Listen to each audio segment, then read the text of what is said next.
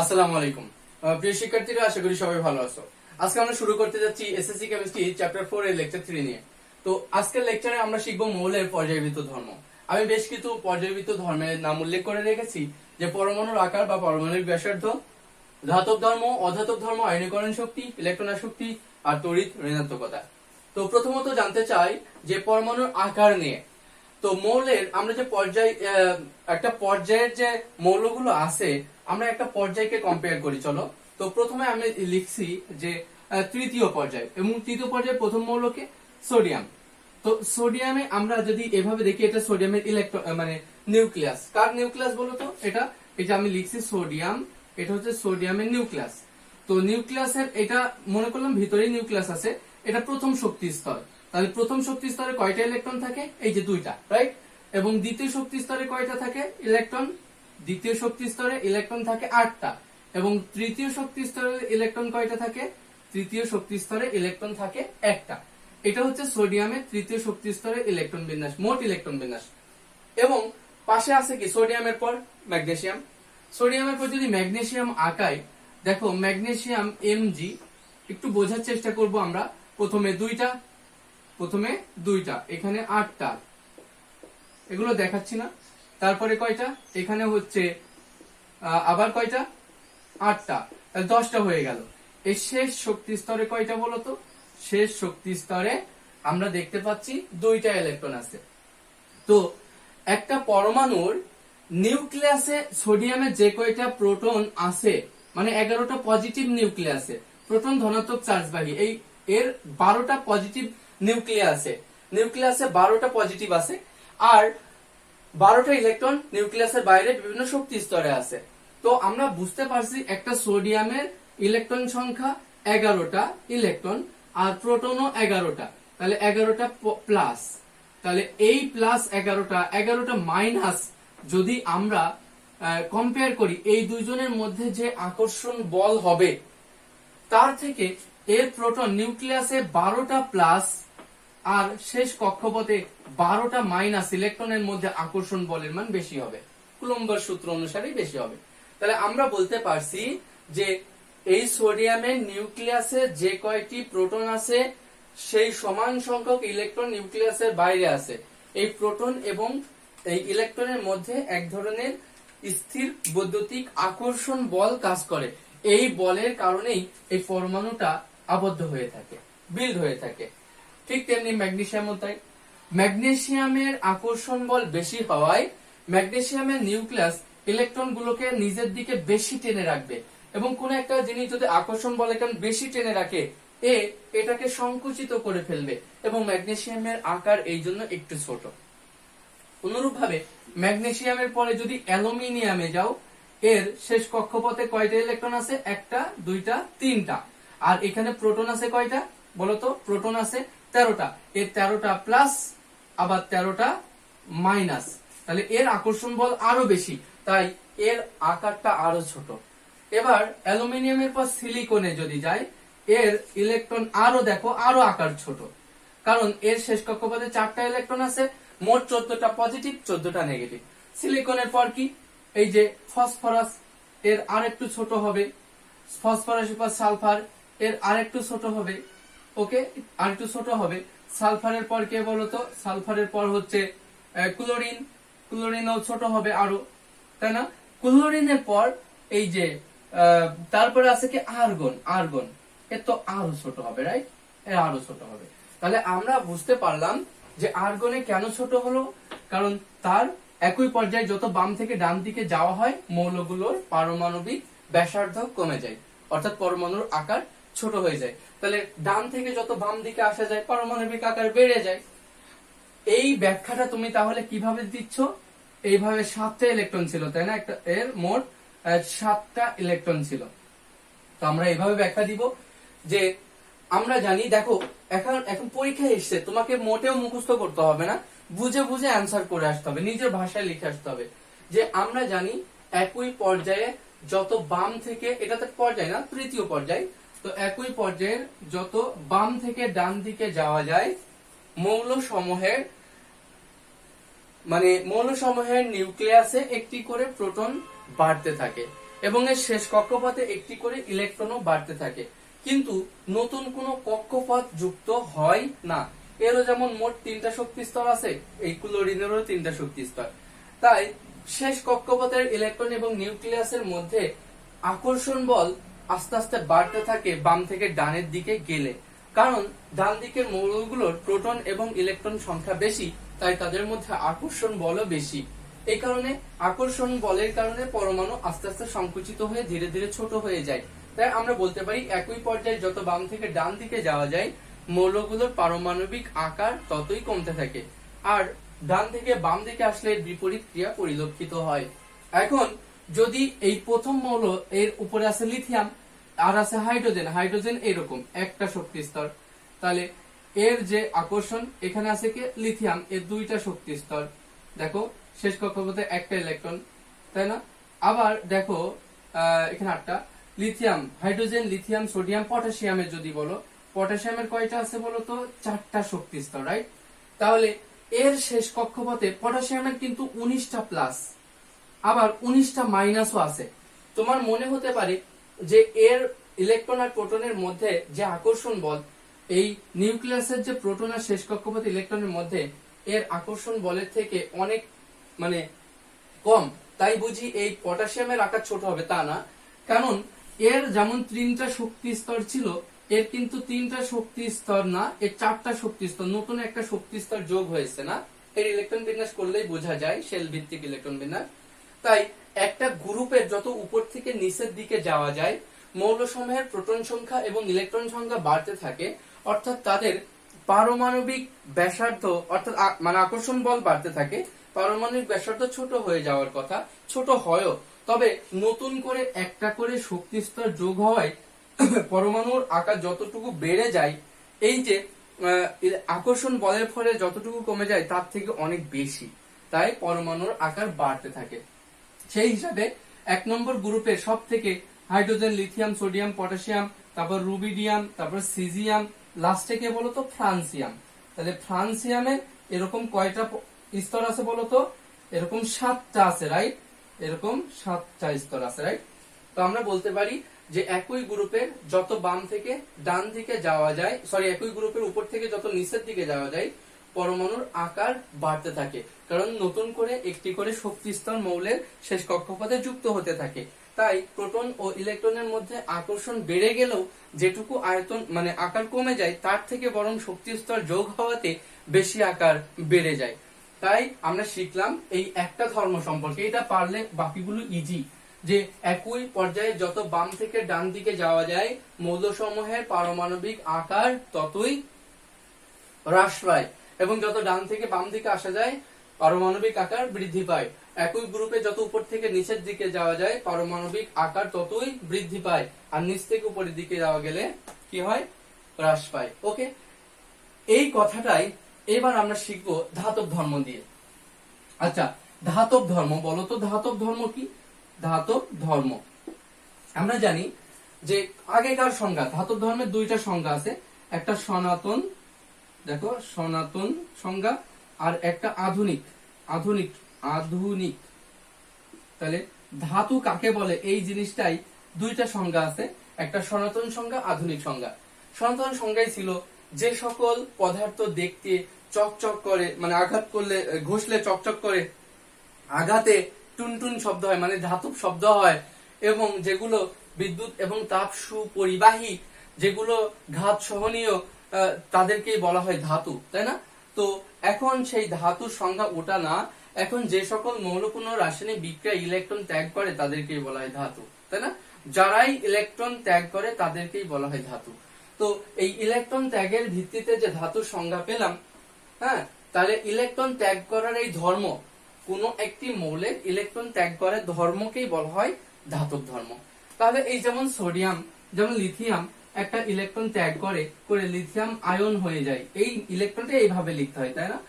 এবার সোডিয়াম একটা ইলেকট্রন ত্যাগ করে এই যে সোডিয়াম আয়ন হয়ে যায় ইলেকট্রন ত্যাগ করে, ঠিক তেমনি এই ম্যাগনেসিয়াম 2টা ইলেকট্রন ত্যাগ করে কি হয়ে যায় বলতো? 2টা ম্যাগনেসিয়াম এই 2+ আয়ন হয়ে যায়, ওটা ওইদিকে লিখতে হয়, 2+ আয়ন হয়ে যায়। তো আমরা বলতে পারছি কোন একটা মৌল ইলেকট্রন ত্যাগ করে তার ধাতব ধর্ম দেখায়, রাইট। তো যেহেতু একটা মৌল এর যেমন ধাতব ধর্ম আছে, যে যত তাড়াতাড়ি ইলেকট্রন ত্যাগ করে দিতে পারবে সে তত তাড়াতাড়ি রিয়াকশন করবে, সে তত ভালো ধাতু। তাহলে ভালো ধাতব ধর্ম কার বেশি? যে যত তাড়াতাড়ি যত সহজে ইলেকট্রন ত্যাগ করতে পারে তার ধাতব ধর্ম তত বেশি। এখন তাহলে কম্পেয়ার করলে বলা যাবে যে একই পর্যায়ে এই সোডিয়ামের দেখো এর এই ইলেকট্রন শেষ কক্ষপথে আছে, এ ইলেকট্রন ত্যাগ করলেই তাহলে এ আয়ন হবে এবং ধাতু হিসাবে কাজ করবে। বলো ইলেকট্রনকে ত্যাগ করতে দেবে না কে? ইলেকট্রনকে ত্যাগ করতে দেবে না এই নিউক্লিয়াসের ধনাত্মক চার্জ, তাই না? সে নেগেটিভ চার্জকে টেনে রাখবে। কিন্তু এক নম্বরের এই মৌলটার যে পরিমাণ পারমাণবিক ব্যাসার্ধ তার থেকে ম্যাগনেসিয়ামের এর পারমাণবিক ব্যাসার্ধ কম, তাই এর নিউক্লিয়াসে যে কয়টা কি আছে, প্রোটন আছে, এর মধ্যে আকর্ষণ বল বেশি ইলেকট্রনের সাথে, তাই সহজে ইলেকট্রন ত্যাগ করতে দিবে না। কারণ এর থেকে অতটা সহজ হবে না, কারণ এর নিউক্লিয়াস ইলেকট্রনের মধ্যে যে আকর্ষণ বল আছে সেই আকর্ষণ বলের কারণে নিউক্লিয়াস ইলেকট্রনকে নিচের দিকে টেনে রেখেছে, তাই এ অত সহজে ইলেকট্রন ত্যাগ করতে পারবে না। এ আরো পারবে না, এর পারমাণবিক আকার আরো ছোট, এর আকর্ষণ আরো বেশি, তাই ইলেকট্রন ত্যাগ করা অনেক কঠিন। এবং এই লাস্টে দেখো ক্লোরিন পর্যন্ত চলে যাও, এর আকার ছোট আবার আকর্ষণ বল অনেক বেশি, যার কারণে ইলেকট্রন ত্যাগ করা বন্ধই করে দেয়। কখনো দেখেছো যে ক্লোরিন ইলেকট্রন ত্যাগ করে কি হলো, ক্লোরিন প্লাস? এটা হয় না, তাই না? আসলে তাহলে এর ধাতব ধর্ম তেমন নেই, এর ধাতব ধর্ম একটু নেই, এর নেই, এর নেই, মানে এটার একটু আছে, এটার একটু আছে, এটা বেশি। তাহলে আমরা বলতে পারছি যে একই পর্যায়ে যত বাম দিক থেকে ডান দিকে যাওয়া যায় মূলের ধাতব ধর্ম ততই হ্রাস পায়, এবং যতই ডান থেকে তাহলে বাম দিকে আসা যায় তত ধাতব ধর্ম কি হয়? ধাতব ধর্ম বৃদ্ধি পায়। ঠিক তেমনি দেখো এই লিথিয়ামের থেকে এর পরমাণুর আকার অনেক কি বড়, তাই শেষ কক্ষপথের থেকে একটা ইলেকট্রন কেউ যদি নিয়ে যায় খুব সহজে নিয়ে যেতে পারবে, কিন্তু হাইড্রোজেনের তা পারবে না। তাই একই গ্রুপে যত আসলে একটা পারলে অপরটা উল্টা, যে একই পর্যায়ে বাম থেকে ডানে গেলে কি হয় বলতো? ধাতব ধর্ম হ্রাস পায়, আর উপর থেকে নিচে গেলে বৃদ্ধি পায়, একই কথা। তাহলে একই গ্রুপে যত উপর থেকে নিচের দিকে যাওয়া যায় পরমাণু ধাতব ধর্ম বৃদ্ধি পায়। তাহলে সব থেকে সক্রিয় ধাতুকে ফ্রান্সিয়াম, রাইট? ফ্রান্সিয়াম। তাহলে আমরা শিখলাম ধাতব ধর্ম বৃদ্ধি এবং ধাতব ধর্ম হ্রাস নিয়ে। এখন তাহলে আরেকটা কথা শিখি, ধাতব ধর্মটা কি হলো? একই গ্রুপে যত বাম থেকে ডান দিকে যাওয়া যায় ধাতব ধর্ম বৃদ্ধি পায়, হ্রাস পায়, আর ডান থেকে বামে আসলে ধাতব ধর্ম কি হয়? হ্রাস পায়। উপর থেকে নিচে গেলে ধাতব ধর্ম বৃদ্ধি পায়, নিচ থেকে উপরে গেলে ধাতব ধর্ম হ্রাস পায়। ওকে, এরপরে অধাতব ধর্ম। অধাতব ধর্ম সংজ্ঞাও আসলে যে সব অধাতু কাকে বলে, সনাতন সংজ্ঞাও আছে, আধুনিক সংজ্ঞাও আছে। যে সকল মৌল মানে দেখতে চকচক করে না, আঘাতে তাপ ও বিদ্যুৎ সুপরিবাহী নয়, মানে আঘাতে ধাতব শব্দ করতে পারে না, তাদেরকে বলা হয় অধাতু। এবং অধাতু সমূহ সাধারণত আধুনিক সংজ্ঞায় বলে যে সকল মৌল ইলেকট্রন গ্রহণ করে ধনাত্মক আয়নে পরিণত হয়, ঋণাত্মক আয়নে পরিণত হয়, তাদেরকে বলা হয় অধাতু। আর যারা যত সহজে ইলেকট্রন গ্রহণ করতে পারে তারাই তত বেশি অধাতব ধর্ম দেখায়। তাহলে ইলেকট্রন গ্রহণ করাটাই হচ্ছে অধাতব ধর্ম।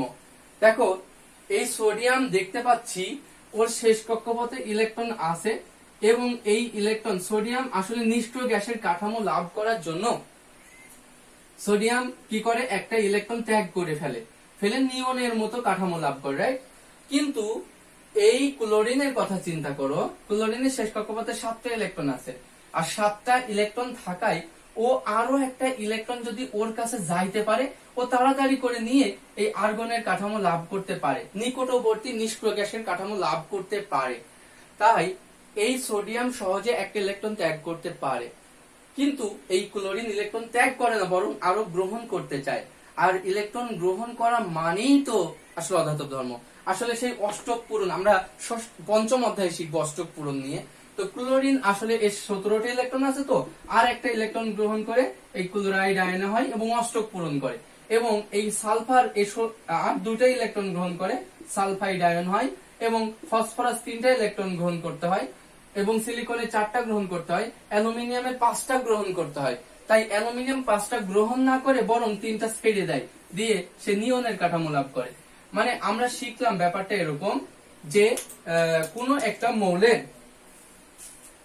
ইলেকট্রন গ্রহণ করার প্রবণতা ওই ডান দিকে যারা আছে তাদেরই বেশি, মানে আর এই যারা বাম দিকে আছে এদের কম। তাহলে একই পর্যায়ে যত বাম থেকে ডান দিকে যাওয়া যায় মৌলের এই অধাতব ধর্ম ততই কি হয়, বৃদ্ধি পায়।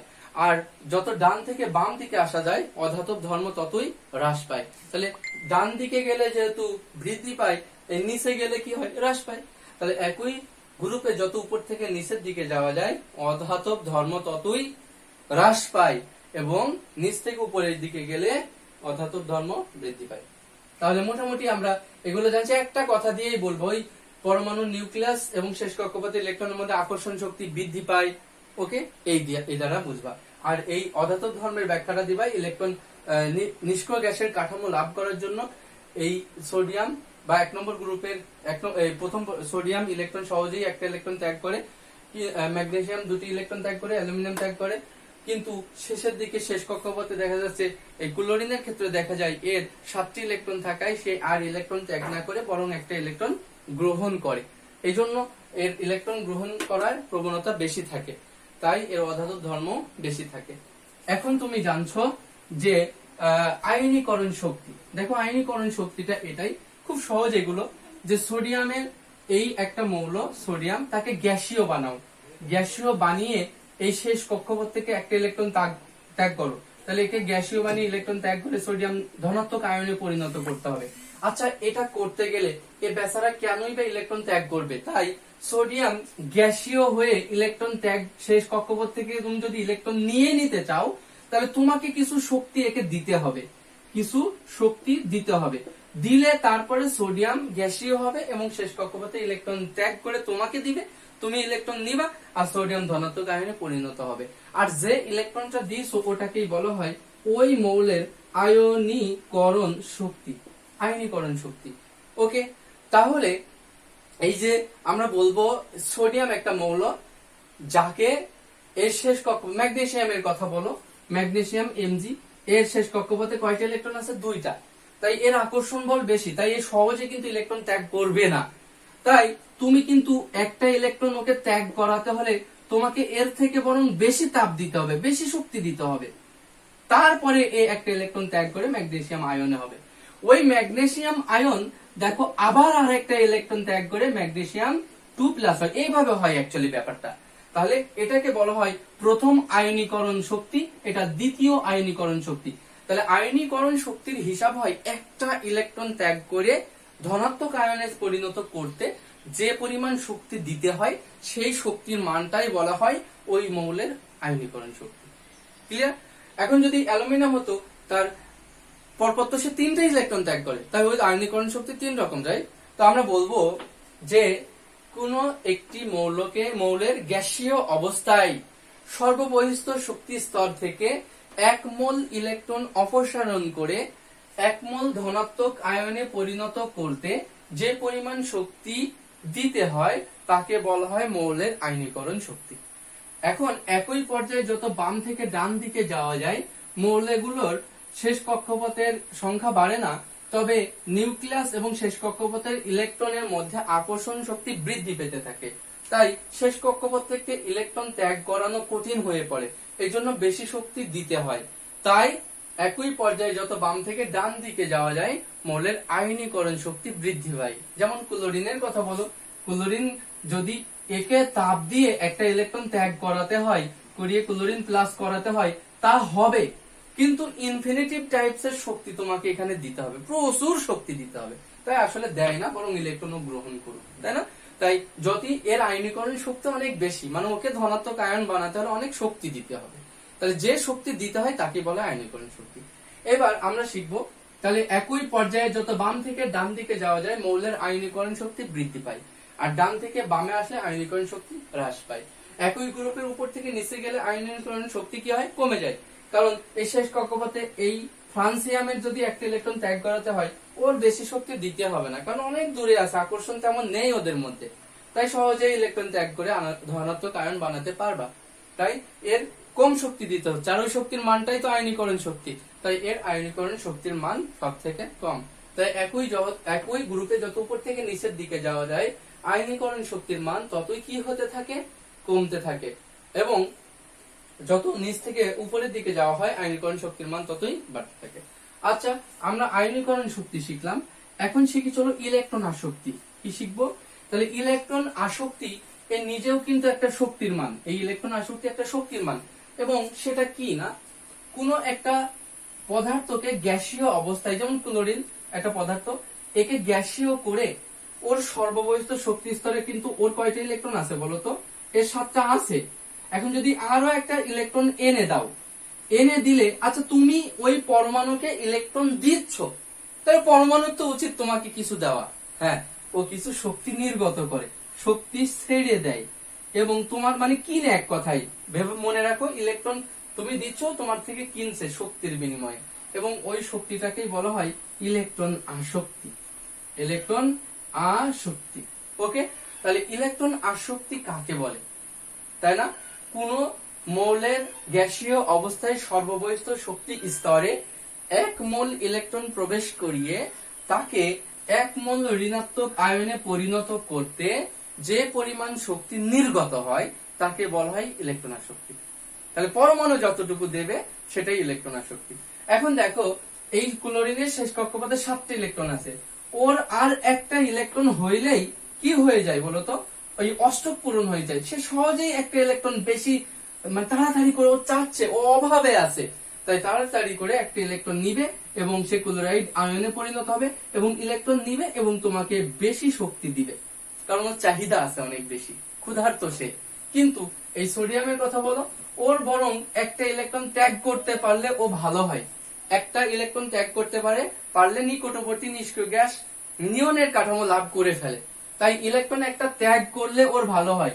এখন তুমি চাচ্ছ ওকে আরো একটা ইলেকট্রন দিবা, ও নিবে না, আর যদি নেয়ও ও তোমাকে শক্তি দিবেই না, তোমার লাগবেই না, তুমি জোর করে দিচ্ছ, ওর শক্তি দিবে বলো না? তার মানে এর ইলেকট্রন আসক্তির মান, মানে ওর নির্গত শক্তির মান খুব কম, দিবে না, কিন্তু এর ইলেকট্রন আসক্তির মান বেশি। তাহলে আমরা বলতে পারছি একই পর্যায়ে যত বাম দিকে থেকে ডান দিকে যাওয়া যায়, মৌল সমূহের ইলেকট্রন আসক্তি তত বৃদ্ধি পায়, মানে ইলেকট্রনের প্রতি ওরা আসক্ত বেশি, তাই ইলেকট্রন আসক্তি বৃদ্ধি পায়। আর ডান থেকে বামে আসলে ইলেকট্রন আসক্তি হ্রাস পায়। ওকে, এবার একই, যেহেতু এদিকে গেলে ইলেকট্রন আসক্তি বৃদ্ধি পায়, নিচে গেলে হ্রাস পায়, এটা অবশ্যই পারবা। ইলেকট্রন আসক্তিও শিখে ফেললাম, এখন শিখবো আমরা তড়িৎ ঋণাত্মকতা। কি শিখবো? তড়িৎ ঋণাত্মকতা। দেখো, তড়িৎ ঋণাত্মকতা কি? যদি হাইড্রোজেনের কথা বলি, আমরা একটু পঞ্চম অধ্যায়ে চলে যাব, আগেই পানির কথা বলি, পানির অণু কিভাবে হয়ে আছে এর শেষ কক্ষপথে। অ্যাকচুয়ালি এখন শর্টকাটে বোঝাচ্ছি, আমরা ওই অধ্যায়ে ডিটেলস বোঝাবো এই সমযোজী বন্ধন। তো অক্সিজেনের শেষ কক্ষপথে ইলেকট্রন থাকে কয়টা? 6টা, তাই না? এই যে জানো 1s2